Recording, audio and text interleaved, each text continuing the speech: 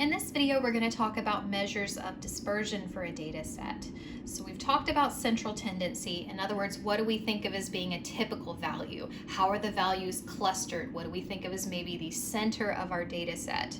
We also may want to know how far apart the values are.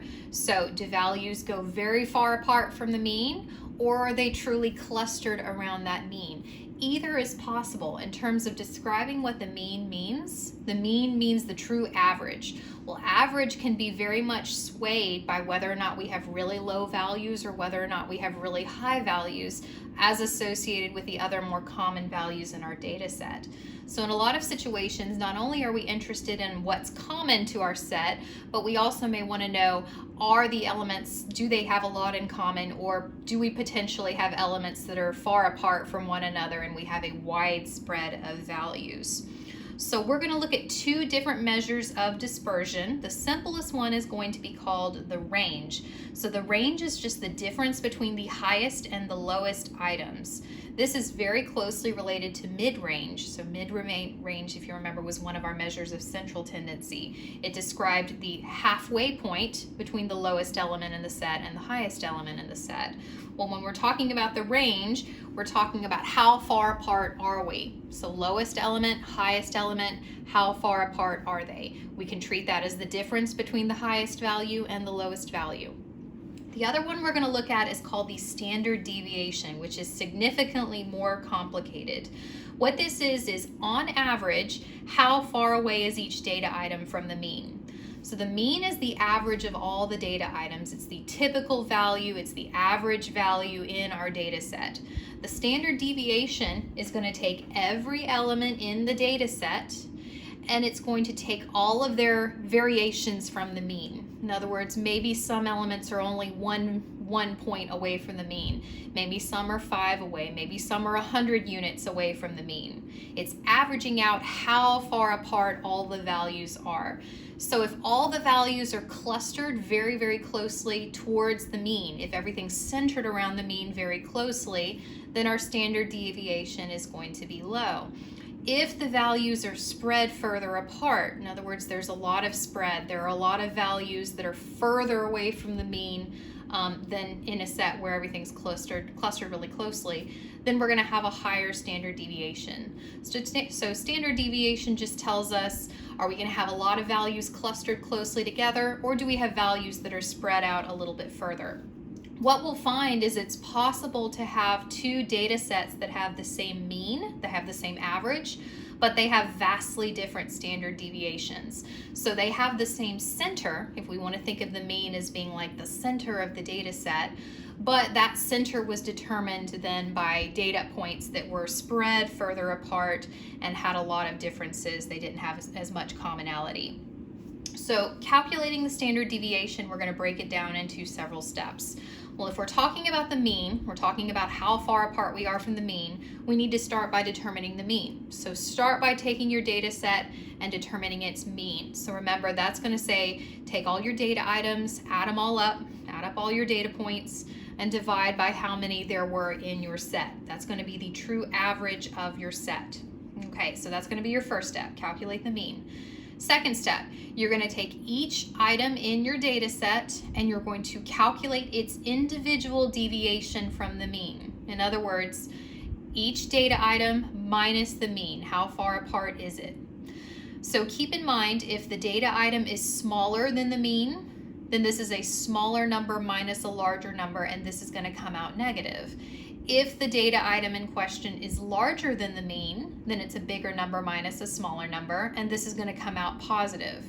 So some of these deviations will be negative, which means we're to the left of the mean, and then some of the deviations will be positive, which means the data element we're looking at is to the right of the mean. But we're going to do that for each individual element in our data set. Now, because of this issue with some being negative, some being positive, we then want a way to make all the numbers positive so that we're only looking at positive numbers. Think about it as a distance. Distance in one direction, distance in another direction. We always think of distance as being a positive number. So we're going to take those individual deviations and we're going to square them. So the effect of squaring at this point is it takes all of our numbers, and not only does it make it bigger, it squares them, it doubles them, but it's also going to take all those negative values and it's going to make them positive. Ultimately, that's why we square. At the very end, we're going to take a square root, which will in a sense undo the square, but the square is taken at this point so that those elements that were to the left of the mean that had a negative deviation now have a deviation that's represented as a positive number. Okay, so we took all the individual deviations, we squared all of them. Now we're going to add them up. So remember, this is the Greek capital letter sigma. It just says add them up. So take all of those values that you found when you squared those deviations and add up all of those numbers. Okay? Next step, you're going to take that and you're going to divide. So we're kind of taking an average, we're kind of not. Usually we divide by the number of elements in the data set. Not quite here. We're going to take the number of elements in the data set and we're going to deduct 1 from that. We're going to subtract 1. That's going to be the value we divide by. Okay, so we're going to take the sum of the squared deviations and we're going to divide by 1 less than the number of data elements in our set. Okay, and then our final step is going to be to take the square root. So that square root at the end essentially undoes the square that we did when we squared all of those deviations. Not quite, because remember there's a couple other steps that have happened. So it's not literally take a square and take a square root back to back, which just cancels everything out. But it undoes all of the squaring. So the squaring took some data points and it made them too large. This square root at the end then undoes the squaring in a sense and takes us back to the corrected value. And so rather than just throw this formula at you, just because there's so many layers, I want you to think of this as a step-by-step process. So start by finding the mean, determine how far away each element is from the mean. Some of those distances may be positive, some may be negative. We want them to all be positive, so we're going to square them. Which takes negative numbers and makes them positive. We're going to sum up all of those squared values, divide by n minus 1, and then take the square root. And this is a way to summarize all of that. So let's go through a couple examples. So we want to calculate our range, and we want to calculate our standard deviation. Now the range is pretty quick. Remember, the range is just how far apart are the lowest and highest elements. What's the difference between the lowest and the highest element? Well, in this case, oops, I forgot to write it. In this case, the range is going to be the difference between the highest and lowest element. Well, the highest element is going to be 70. The lowest element is going to be 65. What are we looking at for this chart? So this is the ages of the 4 oldest U.S. presidents at the start of their first term. So President Trump was 70 when his presidency started. President Buchanan was 65, and then Presidents Reagan and Harrison were 69 and 68. So the highest data point is 70. The lowest data point is 65. What's the range between those two values? How far apart are they? Well, 70 minus 65 is going to give us 5. So our range is going to be 5. Okay, now what about the standard deviation? Well, we need to start with the mean. We want to calculate the average for our data set. This is a pretty small data set, so this won't take too long. So we're going to add up the individual data points. In this case, there are 4 of them. So add them up, and then we're going to divide by 4. And we get a mean of 68. 68 makes sense. 68 is what we're thinking of as the average of all of these values in this list. So 65 and 70, 68 is about halfway, a little bit more than halfway though, because values are clustered more closely around 70 than they are around 65. Okay, so from that mean, we then want to take the difference between each data point and the mean. So we're going to look at each of the 4 individual data points. We're going to take the data point minus the mean. We want to know what's the deviation, how far apart are we taking our data point and going to the mean. So 65 minus 68 is going to be -3. So notice that's negative deviation. That's because 65 is smaller than the mean. Okay, the next element is 68. 68 minus 68 is 0. In other words, this data point doesn't have any deviation from the mean. If the mean is 68 and the data point is 68, well then we're right on the spot, so the deviation is 0. 69 minus 68 is going to be 1, and then 70 minus 68 is going to be 2. So our individual deviations are -3, 0, 1, and 2. What we want, in a sense, is the average of these deviations.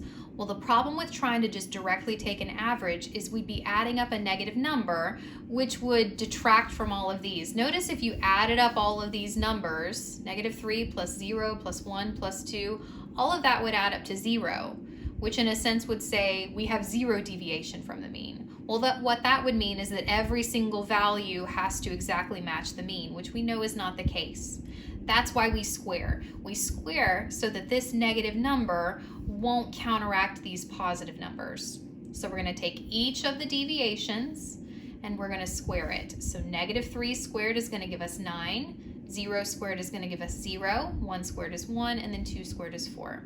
Now, just a word of caution, if you're going to do something like this in your calculator, which you certainly can do, particularly if the deviation is not an integer, you'll want to do this part in your calculator.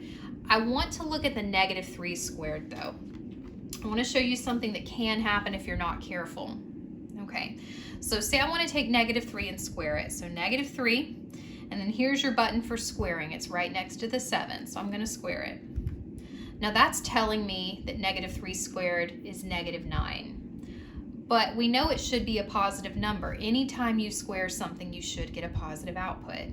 So what happened here? Is your calculator confused? Is it doing something wrong? The answer is no, it's not.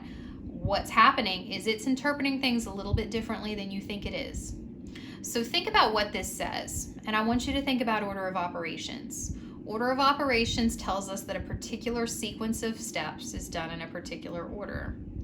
What's going on here? Instead of thinking of this as a -3, think about it as a 3 multiplied by a -1. -3 is the same thing as 3 multiplied by -1.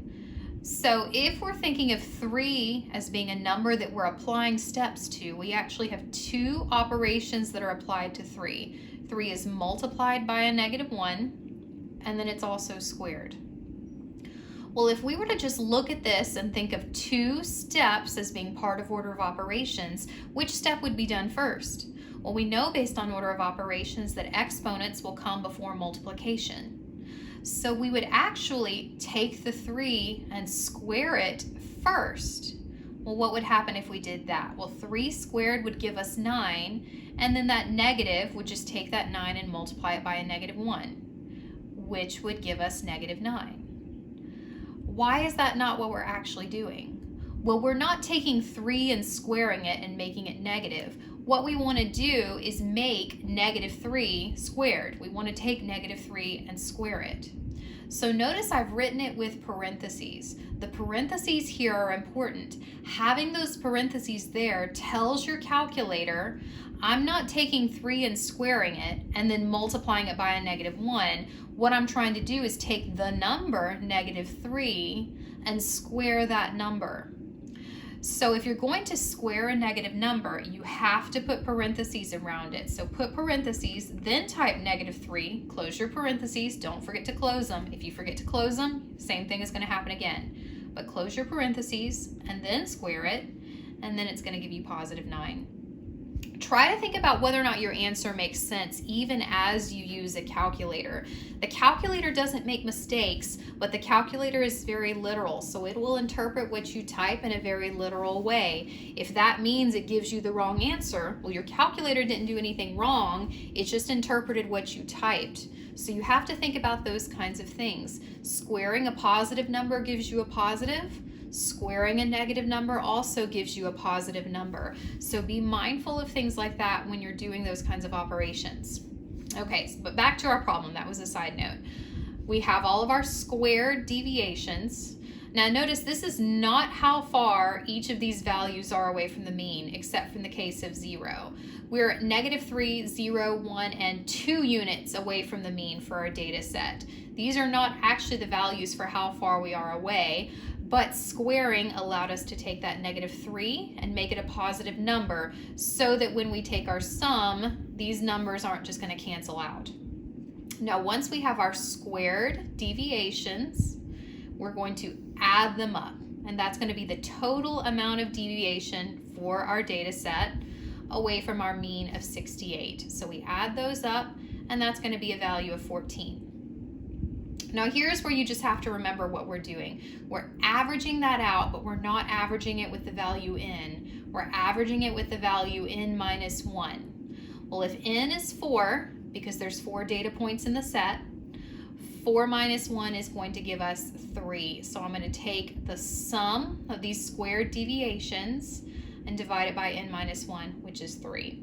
So 14 divided by 3 comes out to this value, and that's rounded.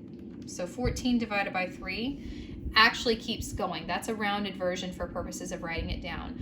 I want to keep the non-rounded version if at all possible, and I'll show you how to work with that in just a minute. We're not quite done though. So we took the deviations, we squared them, we added them up, we averaged them in a sense, but we averaged them with n minus 1, not n. Well, now we have to undo the squaring we did by taking the square root. So we want to take the square root of that value. Now this is rounded. Again, this is rounded. Ideally, I don't want to use rounded values if I can avoid it, because as I round in the middle of a problem, the rounding issues just kind of trickle down to the very final answer. So we want to avoid that. So ideally, rather than taking the square root of this number, we want to take the square root of the number in the calculator. Well, here's how we can do that. Go ahead and do your square root.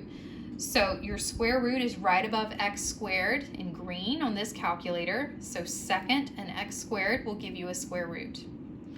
Now, as opposed to typing the approximation, we want to use the actual value recorded in the calculator. So do you have to just type all this in again? Well, the answer is no. Here's a shortcut. If you look down at the very bottom of your calculator at the negative button, right above it in green, it says A and S. What that means is pull the answer from the previous line and insert it into the current line. So if you were to hit second and negative, your calculator automatically pulls in the answer from the previous line. Now keep in mind also, this truly is a rounded number. Your calculator rounded based on how many digits it can output. So 14 divided by 3 is not actually this number. This is a rounded version of that number. What your calculator is actually pulling in is the whole expression, not the rounded answer, but the whole expression. So by keeping this running total using that answer button in your calculator, you're actually avoiding any rounding. At the very end, your answer will be a non-rounded answer, or at least it will not have used intermediate answers that were rounded. So by doing this, you're going to minimize how much rounding is done, and you're going to get closer to your actual answer. You'll get as close as possible. So I recommend using that rather than retyping or using a rounded version of any of your values. So once we have that, hit enter, and that's going to be our standard deviation. And we're going to round to 2 decimal places, so roughly 2.16. That is going to be our standard deviation. So what does that mean? What that means is that on average is how far each data element is from our mean, from our true average. So it's the average of how far off of that central measure we are. So what does that mean? Well, 68 was our mean, okay? We have an element that's 3 units away. We have an element that's 2 units away. We have an element that's 1 unit away. And then we have an element that's right on the dot. This is how far apart on average we are from the mean. So one element's really close, one element's right on it. One element's pretty far away, it's 3 units away. And then we have a couple that are in between. This is the average of the distance. That's on average how far away we are from the mean. And that's what our standard deviation means. Okay, let's look at another example. So again, we've got 2 data sets. I want to compare these. So we have sample A and we have sample B. And notice they have very different values, but something interesting is going to happen here. Okay, so we want to find the mean for each sample. we want to find the range, and then once we have the mean, we want to use that to find the standard deviation for each data set. So let's start with the first one. We have 1, 2, 3, 4, 5, 6, 7 values in this data set. So we know n is going to be 7. So for our mean, we'll add up the values, divide by how many values there were, so divide by 7, and that's going to give us our mean. So in this case, the mean is 20. So you might pause the video for a moment, make sure you can actually do that. Add up your data points. There are 7 of them, so divide by 7, and you should get a mean of 20. Okay, now we want our range. The range is how far apart we are from the lowest element to the highest element. So in this case, we go from 17 to 23, and those are 6 units apart. So our range is going to be 6. Okay, now we want our standard deviation. We want to know, on average, if our mean is 20, on average, how far away are the actual data elements from the mean as an average? So we're going to start with the mean. We know that's going to be 20. So the average value in our data set is 20. Now we need to take each individual data point and take its individual deviation from the mean of 20. So it's going to be the data point minus 20. Negative deviations mean the data point was smaller than the mean, and then positive deviations mean the data point was bigger than the mean. So take each of those values and do the value minus 20. So maybe take a minute, pause the video, and do that. Get all the deviations from the mean. You'll notice that the lowest value is 17, which is negative 3 units away from the mean, and the highest value is positive 23, which is 3 units away from the mean. And so we get all these deviations: negative 3, negative 2, negative 1, 0, 1, 2, and 3. Now, if we were to add up all these deviations, each negative value would then reduce the corresponding positive value, and we would have a net deviation of 0, which we know is not the case. We do have deviation. We do have numbers that are smaller. We do have numbers that are larger from the mean. So we're going to take all of those and we're going to square them in order to make those negative deviations positive. So that's going to give us a 9, a 4, a 1, a 0, and then also a 1, 4, and 9. Don't forget the issue with squaring those negatives. If you're going to do that in your calculator, make sure you put parentheses around those negatives. Otherwise, it will say you squared a negative and got a negative, which defeats the purpose in this case. Okay, now we're going to take those squared deviations and we're going to add them up. So again, take a minute if you haven't done so. Pause the video, get the squared deviations, get the sum of all of those. They should add up to a total of 28. So that's the total amount of squared deviation from our mean for each of the points in our data set.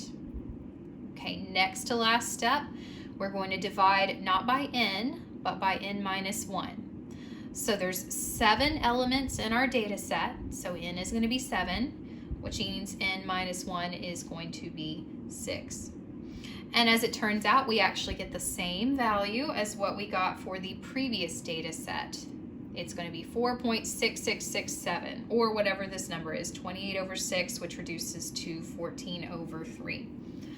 Now remember, we want to take the square root of that, but we ideally want to take the square root of the non-rounded version. So once you do 28 divided by 6 in your calculator, don't clear that out. You then want to take the square root of that number, so enter in the square root, and then you're going to copy and paste the answer from the previous line using that A and S right down at the bottom of your calculator, right above the negative in green. So second and negative gives you A and S. Keep in mind, if you have a graphing calculator, you've got that button as well. It's actually in the same location, right above the negative button at the bottom of your graphing calculator. And so because we had that same summed squared deviation, once we divided and everything, we also have the same square root. So this particular standard deviation for this set is the same as the standard deviation for the last set, even though the sets had different sizes and they had different values. So on average, the data points in this set deviate from the mean in the same manner that the data points in the last set deviated from their mean. So they had different means, but in this case, they had the same standard deviation. Now I want to look at another data set. We want to look at the one next to it. Notice it still has 1, 2, 3, 4, 5, 6, 7 data points. Okay, so it's the same size set, but it is very much a different set. Let's find the mean for this set. So we're going to add up the data elements and then divide by the number of elements, which is 7. So these add up also in this case to 140, and we divide by 7 and we get 20. So notice these two data sets have the same mean. They have the same average. Well, why is that? Well, notice there's a lot of balance in the data points. For the first one, the center value is 20, and then we have 3 consecutive values that are lower than that, and 3 consecutive values that are higher than that. We actually have the same thing, structurally speaking, for the current one. Our central value is 20, and then we're counting off by 5s above and below that. But because we have the same kind of balance in these two data sets, the mean is the same. In terms of there's matching numbers above and below that are distributed in the same manner from that central value. So even though these two data sets have different data, they actually have the same average, the same mean. What differs vastly is the range. So the first set we looked at, the lowest element was 17 and the highest was 23. So the elements were very close together. They were only 6 units apart, max, and everything else is closer than that. What about this data set though? Well, the highest element is 35 and the lowest is 5 for a range of 30. 35 minus 5 is going to be 30. Automatically, because the range is higher here, that tells us all of this data is spread a lot further than the data in the first set. Even though they have the same mean, their spread is vastly different just based on how this data set is structured. Well, if the range is a lot higher, we'll also expect the standard deviation to be a lot higher. In terms of something that's common, you'll notice for the mean, median, mode, and mid-range, all of those values were fairly close together. They may not have been the same, but they're fairly close together because they're all describing in some way the center of the data set. Well, same thing with measures of spread, with measures of dispersion. How far apart are we dispersing? If we're looking at high numbers, then if one measure is high, the other ones will be relatively high as well, at least in comparison to the same kind of measure for another kind of data set. So because this range is substantially higher than the first one, we expect there to be comparable difference in terms of our standard deviation. So let's calculate that. Well, the mean again is the same, it's 20. Now we need to calculate the individual deviations between each data point and the mean of 20. So take the data point and then subtract 20. So for 5, 10, and 15, we have negative deviation. For 20, because that matches the mean, we don't have any deviation. And then for 25, 30, and 35, we have positive deviation. Here's where the numbers start to differ. So notice we have small amounts of deviation for the first set. We have substantially larger amounts of deviation for the second set. But again, same kind of problem. If we added up all these deviations in order to average them, they add up to a net value of 0, which would mean we are not dispersed anywhere from the mean, which of course we are. So we can't use those negatives. Same kind of thing here. If we were to add up all of those deviations, they cancel out to 0. So we're going to square, so we have positive versions of all those deviations. So square each of those values. And again, notice, again, substantially larger values than we had for the previous problem. Okay, we're going to take the squared values. We're going to sum them for the total squared deviation, which in this case is going to be 700. Again, look at the difference between the values. Substantially higher than the previous one. Now we have the same number of data elements. We have 7. So our division looks the same. We're dividing by 6, but now we're dividing 700 by 6 rather than dividing 28 by 6. And so we take 700 divided by 6 and we get about 116.7. But again, keep that in your calculator. Don't clear that when you do that in your calculator, and then you can just copy and paste when you take your square root. And so we take the square root of this value and we'll get roughly 10.80. That is going to be our standard deviation. So again, what this says is on average, that's going to be how many units we go in either direction to get from our mean of 20 to any data point in our set. So if we have a value that's there at the mean, that has a deviation of 0 from the mean. 5 is 15 units away. 35 is also 15 units away. And then the other values are decreasingly far away, or they're increasingly close, maybe is a better way to say it, to our mean. So this is going to be on average how far away we are from the mean. So where we might go next with this is a discussion of what values we consider to be outliers. So outliers are defined as values that are significantly far away from the mean.